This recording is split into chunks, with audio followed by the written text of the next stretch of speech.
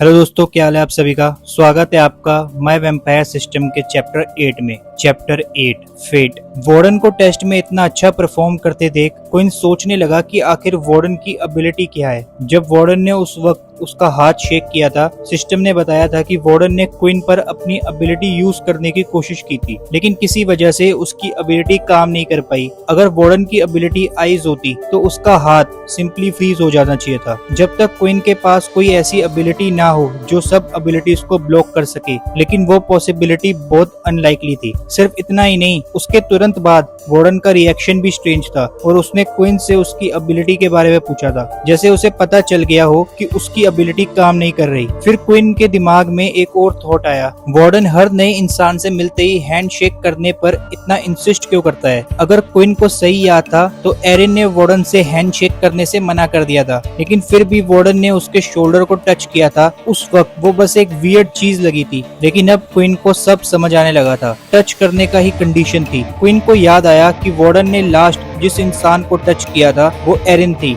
ये कोइंसिडेंस नहीं हो सकता था कि दोनों ने सेम पावर्स यूज की। इसका मतलब मोस्ट लाइकली वार्डन की एबिलिटी दूसरों की एबिलिटीज कॉपी करने की थी। क्विन पर उसकी एबिलिटी इसलिए काम नहीं कर पाई क्योंकि क्विन की एबिलिटी सिंपल और स्ट्रेट फॉरवर्ड नहीं थी। क्विन अपनी क्यूरियोसिटी कंट्रोल नहीं कर पाया और उसने पूछ ही लिया, हे वार्डन, क्या तुम्हारी एबिलिटी, क्विन ने धीरे से कहा, दूसरों की एबिलिटीज कॉपी कर सकती है। वार्डन ने क्विन की तरफ देखा और स्माइल की। मुझे सरप्राइज हो रहा है कि तुमने इतनी जल्दी फिगर आउट कर लिया। तुम्हें कैसे पता चला? जब तुमने मेरा हाथ शेक किया था तब तुम सरप्राइज हो गए थे जब कुछ नहीं हुआ। वार्डन को क्विन काफी अमेजिंग लगा कि उसने सिर्फ एक हैंड शेक से इतनी बड़ी चीज गेस कर ली। आखिर ज्यादा लॉजिकल तो ये लगता था कि वार्डन ने आइज एबिलिटी किस एबिलिटी बुक से ऑब्टेन की होगी। कॉपिंग वाली पावर किसी एबिलिटी बुक में अवेलेबल नहीं थी और इसका मतलब सिर्फ एक चीज हो सकता था। क्या तुम एक ओरिजिनल हो? क्विन ने पूछा। वार्डन ने कुछ नहीं कहा, बस क्विन की तरफ विंक कर दिया, जो प्रैक्टिकली क्विन की बात कंफर्म कर रहा था। वार्डन एक ओरिजिनल था, एक ऐसे फैमिली का इंसान जिसने अपनी एबिलिटीज आउटसाइड वर्ल्ड के साथ शेयर नहीं की थी। ऐसे लोग जो यूजुअली लेवल 8 से भी ज्यादा पावर तक पहुंच सकते थे। टेस्ट कंप्लीट होने के बाद हुडेड मैन ने स्टूडेंट्स को टेलीपोर्ट करके एकेडमी के फ्रंट में ला दिया जहां वो रहने वाले थे। एकेडमी बहुत ह्यूज थी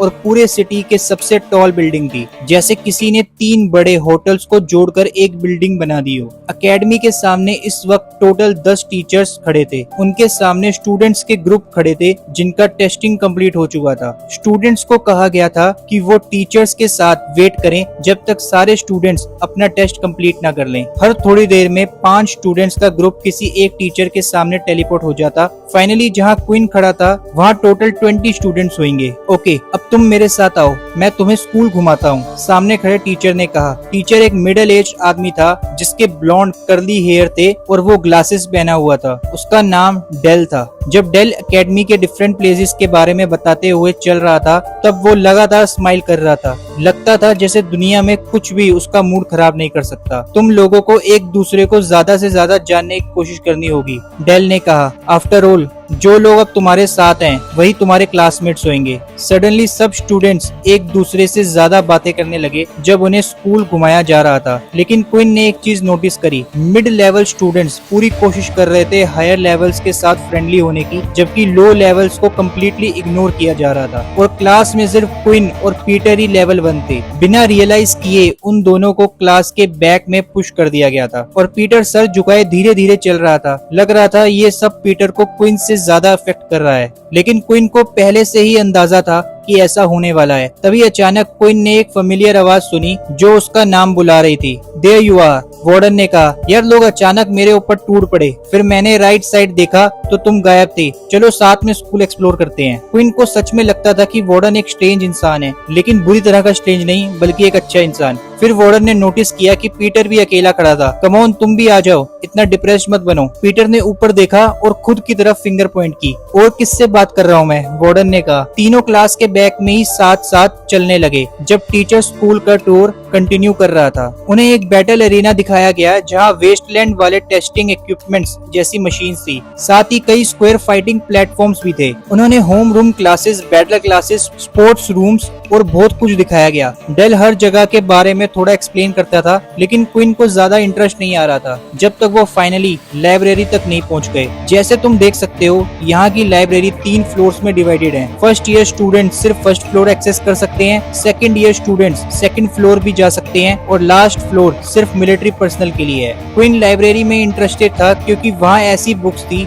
जो पब्लिक के लिए अवेलेबल नहीं थी। शायद यही उसकी अपनी एबिलिटी के बारे में कुछ इन्फॉर्मेशन मिल जाए। बस उसकी होप थी कि वो इन्फॉर्मेशन फर्स्ट फ्लोर में हो। फाइनली टूर एंड होने वाला था जब डेल स्कूल डॉर्म्स के बाहर रुक गया, और ये वही जगह है जहाँ तुम लोग यहाँ रहोगे। अपना सामान रूम में रखने के बाद एकेडमी फ्रीली एक्सप्लोर कर सकते हो। आज कोई लेसन्स नहीं होंगे तो पूरा आफ्टरनून तुम्हारे पास एक्सप्लोर करने के लिए फ्री है। फिर हर स्टूडेंट को एक एक करके पेपर दिया गया जिसमें उनका रूम नंबर लिखा हुआ था। तभी क्विन ने अपनी आंखों के कोने से देखा कि वार्डन उसकी तरफ आ रहा है। हे क्विन, तुम्हें कौन सा रूम नंबर मिला? वार्डन ने पूछा। क्विन ने कहा 23। नो वे, तुम मजाक कर रहे हो ना, मुझे भी सेम नंबर मिला है। शायद फेट हमें साथ ला रहा है, वार्डन एक्साइटेडली बोला। क्विन ने रिप्लाई किया, मे बी। इसी वक्त हॉलवे के दूसरे साइड पर 2 स्टूडेंट्स बात कर रहे थे। वो तुम्हारे साथ क्या हुआ? एक स्टूडेंट ने अपने दोस्त को देखते हुए पूछा। पता नहीं यार, कोई बंदा अचानक आया और मुझे मारकर मेरा रूम नंबर स्वैप कर गया।